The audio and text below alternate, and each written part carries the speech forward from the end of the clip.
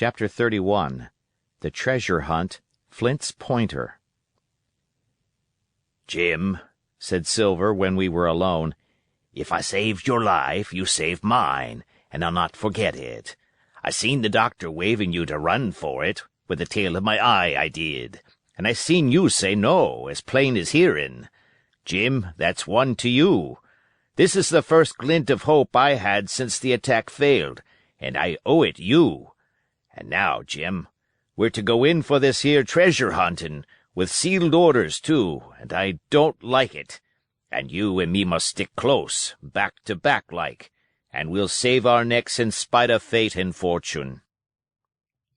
Just then a man hailed us from the fire that breakfast was ready, and we were soon seated here and there about the sand over biscuit and fried junk. They had lit a fire fit to roast an ox, and it was now grown so hot that they could only approach it from the windward, and even there not without precaution. In the same wasteful spirit they had cooked, I suppose, 3 times more than we could eat, and one of them, with an empty laugh, threw what was left into the fire, which blazed and roared again over this unusual fuel. I never in my life saw men so careless of the morrow.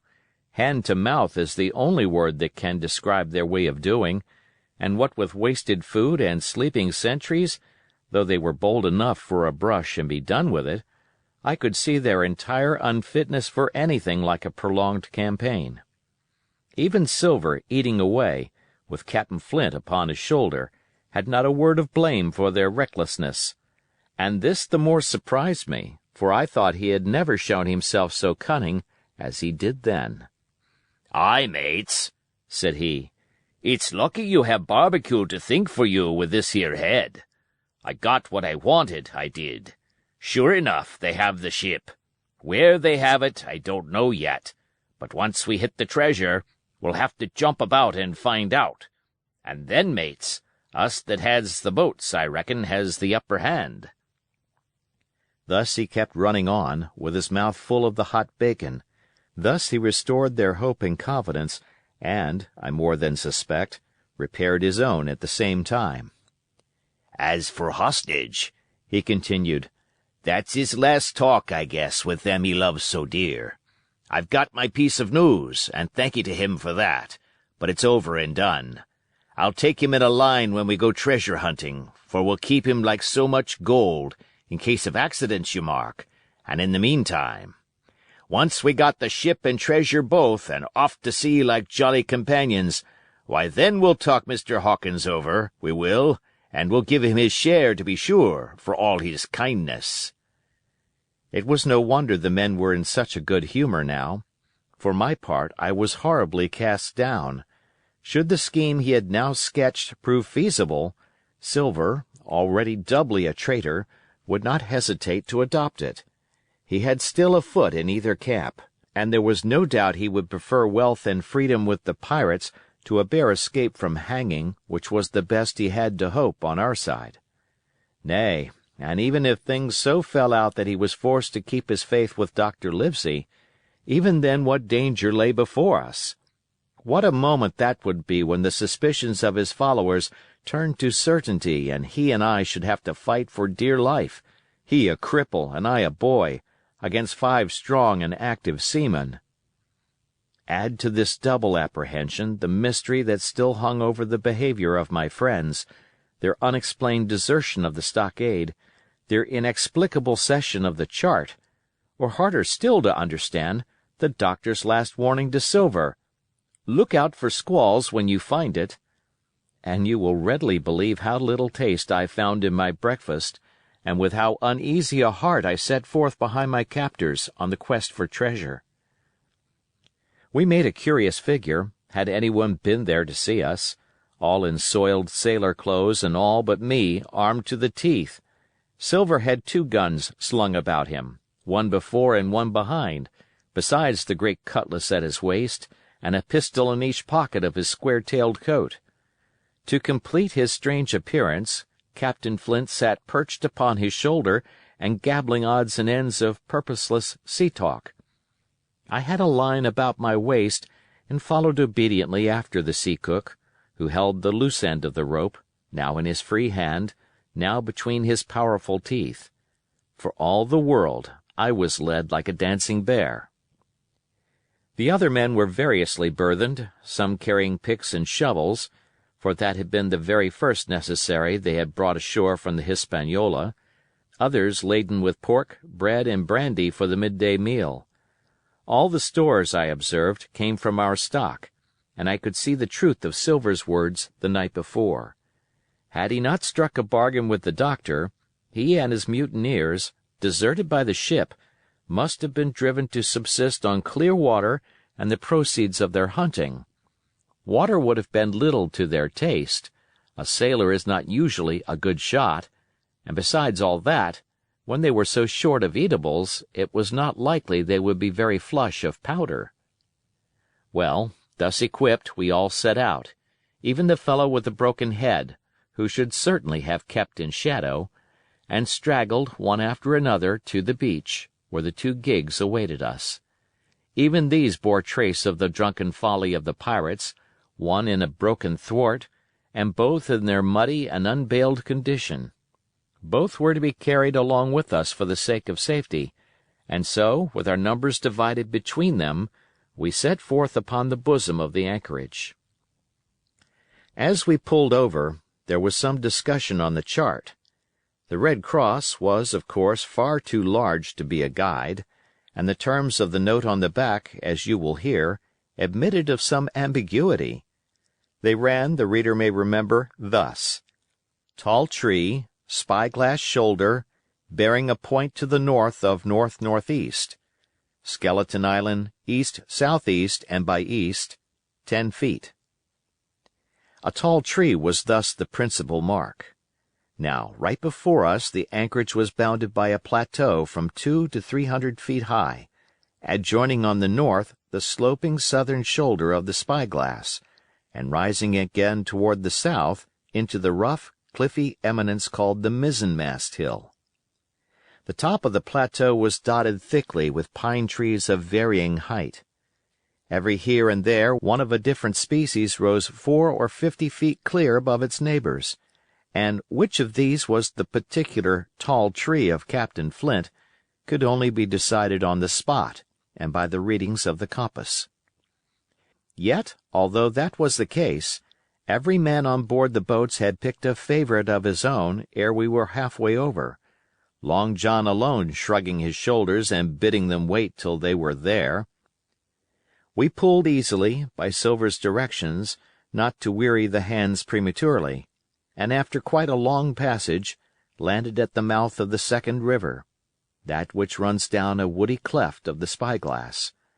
Thence, bending to our left, we began to ascend the slope towards the plateau. At the first outset, heavy, miry ground and a matted, marish vegetation greatly delayed our progress, but by little and little the hill began to steepen and become stony underfoot, and the wood to change its character and to grow in a more open order. It was indeed a most pleasant portion of the island that we were now approaching. A heavy-scented broom and many flowering shrubs had almost taken the place of grass. Thickets of green nutmeg trees were dotted here and there with the red columns and the broad shadow of the pines, and the first mingled their spice with the aroma of the others. The air, besides, was fresh and stirring, and this under the sheer sunbeams was a wonderful refreshment to our senses. The party spread itself abroad, in a fan shape, shouting and leaping to and fro. About the center, and a good way behind the rest, Silver and I followed, I tethered by my rope, he plowing, with deep pants, along the sliding gravel. From time to time, indeed, I had to lend him a hand, or he must have missed his footing and fallen backwards down the hill. We had thus proceeded for about half a mile and were approaching the brow of the plateau, when the man upon the farthest left began to cry aloud as if in terror. Shout after shout came from him, and the others began to run in his direction. "He can't have found the treasure," said old Morgan, hurrying past us from the right, "for that's clean atop." Indeed, as we found when we also reached the spot, it was something very different. At the foot of a pretty big pine, and involved in a green creeper, which had even partly lifted some of the smaller bones, a human skeleton lay, with a few shreds of clothing, on the ground. I believe a chill struck for a moment to every heart. "He was a seaman," said George Merry, who, bolder than the rest, had gone up close and was examining the rags of clothing. "Leastwise, this is good sea-cloth." "Aye, aye," said Silver, "like enough. You wouldn't look to find a bishop here, I reckon. But what sort of a way is that for bones to lie? 'Tain't in nature." Indeed, on a second glance it seemed impossible to fancy that the body was in a natural position. But for some disarray, the work perhaps of the birds that had fed upon him, or of the slow-growing creeper that had gradually enveloped his remains, the man lay perfectly straight, his feet pointing in one direction, his hands, raised above his head like a diver's, pointing directly in the opposite. "I've taken a notion into my old numbskull," observed Silver. "Here's the compass, there's the tip-top point of Skeleton Island, sticking out like a tooth. Just take a bearing, will ye, along the line of them bones." It was done. The body pointed straight in the direction of the island, and the compass read duly, east, southeast, and by east. "I thought so," cried the cook. "This here is a pointer. Right up there is our line for the Pole Star and the Jolly Dollars. But by thunder, if it don't make me cold inside to think of Flint. This is one of his jokes, and no mistake. Him and these 6 was alone here. He killed 'em every man, and this one he hauled here and laid down by compass, shiver my timbers. They're long bones, and the hair's been yellow. Aye, that would be Allardyce. You mind Allardyce, Tom Morgan?" "Aye, aye," returned Morgan. "I mind him. He owed me money, he did, and took my knife ashore with him." "Speakin' o' knives," said another, "why don't we find his'n lying round? Flint warn't the man to pick a seaman's pocket, and the birds I guess would leave it be." "By the powers, and that's true!" cried Silver. "There ain't a thing left here," said Mary, still feeling round among the bones. "Not a copper jwat nor a baccy box. It don't look natural to me." "No, by gum, it don't," agreed Silver. "Not natural, nor not nice, says you. Great guns! Messmates, but if Flint was livin', this would be a hot spot for you and me. 6 they were, and 6 are we, and bones is what they are now." "I saw him dead with these here deadlights," said Morgan. "Billy took me in. There he laid with penny pieces on his eyes." "Dead? Aye, sure enough he's dead and gone below," said the fellow with the bandage. "But if ever spirit walked it would be Flint's. Dear heart, but he died bad, did Flint." "Aye, that he did," observed another. "Now he raged, and now he hollered for the rum, and now he sang. 15 men were his only song, mates, and I tell you true I never rightly liked to hear it since. It was main hot, and the windy was open, and I hear that old song comin' out as clear, and the death haul on the man already." "Come, come," said Silver. "Stow this talk. He's dead, and he don't walk, that I know. Leastways, he won't walk by day, and you may lay to that. Care killed the cat. Fetch ahead for the doubloons."